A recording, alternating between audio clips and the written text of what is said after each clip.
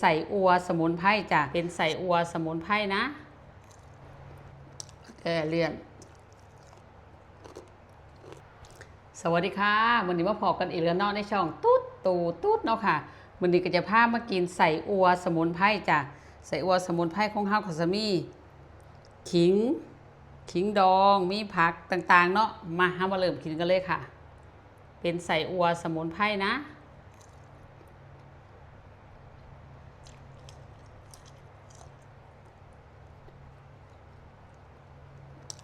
เลื่อน